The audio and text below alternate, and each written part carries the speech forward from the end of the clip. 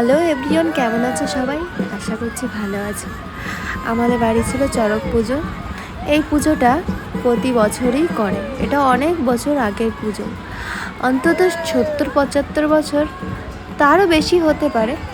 এখানটায় বাবা মানে আমার শ্বশুরমশাই আমাদের সবাইকে নিয়ে যাচ্ছিল, পাট ঠাকুরকে নিয়ে যাচ্ছিল তার মামা বাড়ি। সেখানটায়ও পাট পুজো হয়। পাট পুজো মানেই চড়ক পুজো, সেখানটায় আমরা যাচ্ছিলাম। এই যে আমরা চলে এসেছি সবাই মিলে। আমাদের বাড়ির বেশিরভাগ লোকই সন্ন্যাসী ছিল। এবার আমরা এই পাট ঠাকুরকে নিয়ে 3 বার ঘুরে নেব। আমরা এসেছি আমাদের বাড়ি থেকে কিছুটাই দূরে, বেশি দূর না। সেখানটায় হলো বাবার মামা বাড়ি। সেখানটায় আমরা পাট ঠাকুরকে ঘুরিয়ে এবার আমার শ্বশুরমশাই এখানটায় গান করছিল। আর এখানটায় কিছু সন্ন্যাসী বসেছিল, কষ্ট হয়ে গেছিলো সারাদিন না খাওয়া, নির্জলা উপোস।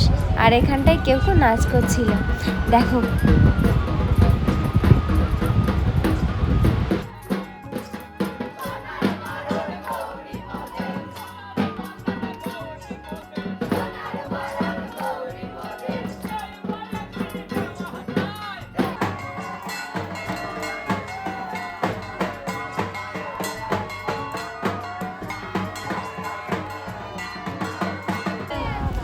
এরপরে আমরা রাত্রেবেলা চলে গিয়েছিলাম আমাদের এখানটায় হাজরাতলায়। এখানটায় সাধারণত ঠাকুরকে শাল, শোল, মদ এইসব দেওয়া হয়। এখানটায় মানুষের মুখে শোনা যায় যে অনেক, তাই এখানটায় আমরা সবাই মিলে ঠাকুরকে ভোগ দিতে এসেছিলাম। আমি এই প্রথম এই চড়ক পুজোয় সন্ন্যাসী ছিলাম। এখানটায় একটা নতুন নিয়ম আমি শুনলাম, মানে এই ভোগ দেওয়ার পরে আর পিছন দিকে তাকানো যায়। আর এই পুজোটায় অনেক কষ্ট হয়। সাধারণত এই পুজোর আগের দিন কিছু খাওয়া যায় না, তারপরের দিন নির্জলা উপোস।